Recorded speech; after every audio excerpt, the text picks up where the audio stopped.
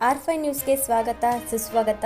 ಹರಪನಹಳ್ಳಿ ಪಟ್ಟಣದ ವಾಸವಿ ಕಲ್ಯಾಣ ಮಂಟಪದಲ್ಲಿ ತಾಲೂಕು ಹುಪ್ಪರ್ ನೌಕರ ಸಂಘದ ವತಿಯಿಂದ 2023-24ನೇ ಸಾಲಿನ SSLC ಹಾಗೂ PUCಯಲ್ಲಿ 80%ಕ್ಕಿಂತ ಹೆಚ್ಚು ಅಂಕ ಪಡೆದ ಪ್ರತಿಭಾವಂತ ವಿದ್ಯಾರ್ಥಿಗಳಿಗೆ ಸನ್ಮಾನ ಬಡ್ತಿ ಹೊಂದಿದ ಹಾಗೂ ನಿವೃತ್ತ ನೌಕರರಿಗೆ ಸನ್ಮಾನ ಕಾರ್ಯಕ್ರಮವನ್ನು ಶ್ರೀ ಭಾಗೀರಥ ಪೀಠದ ಶ್ರೀ ಪುರುಷೋತ್ತಮಾನಂದ ಪುರಿ ಮಹಾಸ್ವಾಮಿಗಳು ಜ್ಯೋತಿ ಹಚ್ಚುವ ಮೂಲಕ ಉದ್ಘಾಟಿಸಿ ಭಾಗೀರಥ ಭಾವಚಿತ್ರಕ್ಕೆ ಪುಷ್ಪಾರ್ಚನೆ ಸಲ್ಲಿಸಿ ದಿವ್ಯ ಸಾನ್ನಿಧ್ಯ ವಹಿಸಿ ಮಾತನಾಡಿದರು.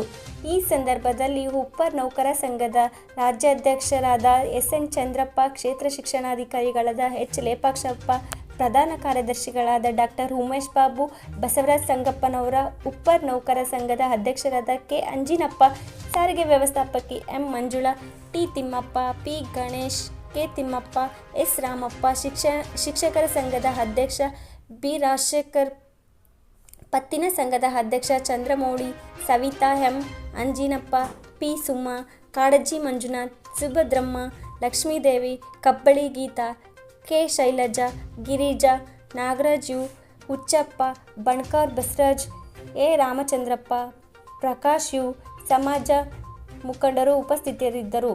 ವರದಿಗಾರರು ಮಂಜುನಾಥ್ M, ಆರ್5 ನ್ಯೂಸ್, ಹರಪನಹಳ್ಳಿ. ನಮ್ಮೆಲ್ಲ ಮುಖಂಡರು ಗುರುಗಳು ಬರ್ತಾರ ಹೇಗೋ ಎನ್ನುವಂಥ ಆತಂಕ. ಅವರೆಲ್ಲರಿಗೂ ಮಾತು ಕೊಟ್ಟಿದ್ದೇವೆ. ರಾತ್ರಿ ಪುನಃ ಶ್ರೀಮಠಕ್ಕೆ ಬಂದು ಹೊರಟಿವಿ ಅಂತೇಳಿ ಕೊಟ್ಟರೆ